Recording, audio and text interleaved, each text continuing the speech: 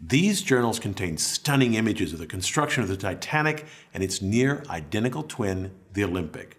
I found these journals at the University of Illinois Library. The journals, written between 1909 and 1911, take me back to a time before the Titanic sunk. They give me a new perspective and let me appreciate the enormity of the scale of the engineering of the Olympic-class ships. So, let me share with you some fascinating details about the Titanic and its twins, the Olympic and Britannic. The story starts here in the Harland and Wolff shipyard in Belfast, Ireland. This large framework, called a gantry, surrounds the ships as they are built. It supports the overhead cranes and scaffolding used by workers as they construct the Olympic and the Titanic. Notice that just beyond the far end of the gantry lies the Belfast harbor. Workers will build the Olympic here on the right, and then 9 months later, before the Olympic is finished, they will start on the left the Titanic. When completed, the Olympic stern or rear end of the ship will point toward the harbor. The ship's construction starts with its keel, seen here as a long, dark shape. The keel is the backbone of the ship and gives the ship rigidity. If we look at the keel from the land side, we see the keel blocks that support it. These wooden blocks, typically pine, separate the ship from the slip, the concrete floor of the gantry. Each keel block stands about 5 feet high, so this creates a space under the ship for workers to construct the ship. Workers build the ship outward from the keel. Here they construct the Olympic's double bottom. In pink, we see the framework that separates and supports the two bottoms of the ship. The second bottom is shown in orange. It's made of steel plates and is sometimes called the tank top because the double bottom contains 44 watertight tanks. Most of the tanks carried seawater used as ballast to balance and add weight to the ship, but some carried fresh water. In total, the double bottom carried over 5,000 tons of water, or about 1.5 million gallons. Once they finish the double bottom, workers erect the framing for the hull. From this view, we see the framing for the stern of the ship. It's what a worker would see standing on the tank top from the fore and looking toward the aft of the ship. That's where the harbor is. Looking closer, we see the rib-like structure on the start of the transverse frame of the ship. Workers rivet to this frame the hull, which will form the skin. So far, we've watched the Olympic's construction. In the gantry, that ship sits here in the background. In the foreground lies the keel of its twin, the Titanic. Its construction began 9 months after the Olympic. We see here, attached to the keel, the framework of the Titanic's double bottom. Notice this large, claw-like mechanism lying on the ground, and these three hung from the cranes. These are hydraulic riveters, which workers used to install most of the 3 million rivets on the Titanic. Here we see the almost complete hulls of both the Olympic and Titanic. Work inside the Olympic progresses rapidly. The staterooms are being erected, and plumbing is being fitted throughout the ship. To prepare for the Olympic's launch, workers paint the ship a light gray so it will stand out in black and white photographs, although they repainted the ship black soon after its launch so that it matched previous White Star liners. To ease the slide into the water, the slip was greased with 23 tons of tallow, oil, and soap. And then the order to release the ship was given, the hydraulic triggers were released, and the ship slid into the harbor, reaching a speed of 12.5 knots. Notice that the ship is launched backwards. There are many reasons for this, but among them is that the stern, the rear, is wider than the bow, so it is more buoyant. In a mere 62 seconds after launch, the Olympic was afloat.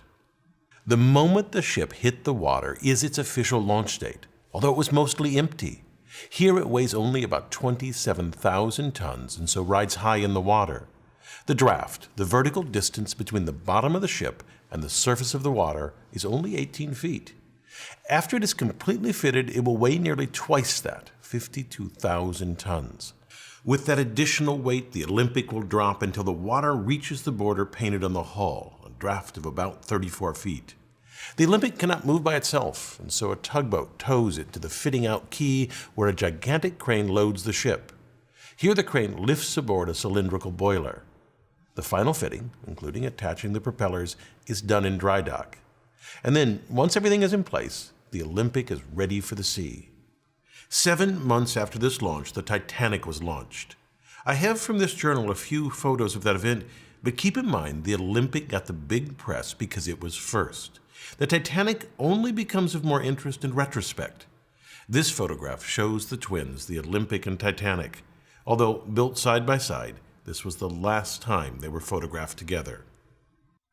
Less than a year after the launch of these two giant ships, one suffered a collision that ripped a gaping hole in its side. That ship was, of course, the Olympic. In September of 1911, the Olympic departed the port of Southampton, England, sailing toward the Isle of Wight. The Olympic turned into the Solent Strait and passed a British warship, the HMS Hawke. The Hawke's commander was surprised by the Olympic's wide turn, but he managed to take a safe position behind and to the right of the Olympic. The Hawke then increased its speed to pass the Olympic, but the Olympic's wake sucked the Hawke inward rapidly. The Hawke tore a large hole in the Olympic, and below its waterline, the damage was even greater. The bow of the Hawke was completely smashed in. The Olympic limped back to Southampton, where the holes were temporarily patched with wood before returning to its home dock in Belfast for repairs. The Olympic's sibling also suffered a traumatic blow that caused it to tragically sink. I'm of course talking about the Britannic. The Britannic was the same size and very similar to the Olympic and Titanic. Although intended to be a passenger liner, the ship was drafted into military service in World War I as a hospital ship. While in the Mediterranean, it hit a mine or was struck by a torpedo and sank in less than an hour. Despite these accidents, the Olympic-class ships were great feats of design and workmanship. Just consider the propulsion system of the Titanic. The ship had two sets of reciprocating engines. These engines were fueled by coal, which was stored along the bottom of the ship. Exhaust gases from the boiler discharged through these smokestacks, which are frequently called funnels. Now, they don't look like funnels until you look at them the right way. They're upside-down funnels. This cross-section of the Olympic shows the boilers sitting atop the double bottom. Exhaust from the boilers is funneled up and out of the ship. It's well known that the aftmost funnel on these ships is a dummy. It was built primarily for aesthetic reasons. Although it did not service the boilers, it was used as a ventilation and extraction shaft for the engine and turbine rooms. The Titanic needed 4,000 tons of coal for a transatlantic trip, which took 24 hours to shovel into the bunkers. Here, in this photo of the SS Minnehaha, coal is being loaded into coal ports on the side of the hull. Loading coal into the Titanic worked much the same way. This loading left streaks of coal dust on the hull, and so nearly all ocean liners at the time were painted black to help hide these traces of coal. After the advent of oil-fueled ships, lighter colors became more popular. As the Titanic crossed the Atlantic, 650 tons of coal per day was shoveled into cylindrical boilers where it was burned to produce steam. These boilers were nearly 16 feet in diameter. This picture shows a single boiler. Notice the two workers beside it. The steam was piped to these reciprocating engines. The engines, when viewed from the front of the ship, look like this. The orange is the piston rod, and inside the cylindrical casing is the piston. This worker peering out of this casing gives a sense of the engine's size. Excess steam from these engines was used to drive a turbine engine. This shows the turbine under construction and without its outer casing. Note the workers at the top. This is huge. If you look closely, you can see that the turbine is made of hundreds of individual blades. A shaft transfers power from the engines to the propellers. The ones on the left and the right were powered by the reciprocating engines, and each propeller weighed 38 tons, while the central propeller was powered by the turbine engine. It was cast as a single piece of manganese bronze and weighed 22 tons. The outer propellers were used for tight navigation of harbors, while the central propeller was used only in open seas. Also, unlike the others, the central propeller could not be driven in reverse, only forward. Even with this powerful propulsion system, the Olympic-class ships were not the fastest at the time, which was intentional. The White Star Line decided to focus on comfort and luxury over speed. It's clear that the lavishly decorated rooms on the Olympic and Titanic certainly made the passage more enjoyable, but there were some hidden design choices that made these ships the pinnacle of comfort for all classes of service. The ships were steered using these helical gears. Each ship had two sets of both the spur gears and the beveled gears. These massive gears are nearly 6 feet across, made of solid steel, and each weigh thousands of pounds. Notice the herringbone pattern on the teeth. This pattern allowed a tight engagement of the teeth and resulted in reduced vibration transmitted to the rest of the ship. Altogether, the gearing on the Titanic weighed about 7.5 tons. This very large structural piece is called the boss arms. These arms held the shafts of the outer propellers in place, and because of their size and strength, they reinforce the hull, which reduces panting. Panting occurs when variations in water pressure, say the crest versus the trough of the wave, flex the hull inward and outward.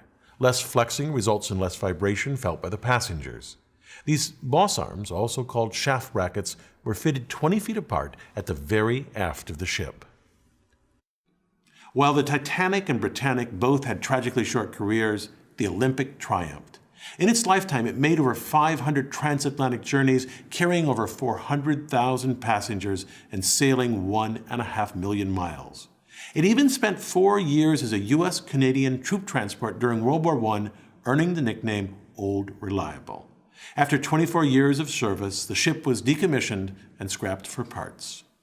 The Olympic-class ships were absolute marvels of engineering. I hope it's for their revolutionary design rather than their failures that they're remembered. I'm Bill Hammack, the Engineer Guy. I thank my advanced viewers for their useful feedback on a draft of this video. If you'd like to be an advanced viewer, sign up at engineerguy.com/support. Thanks for watching.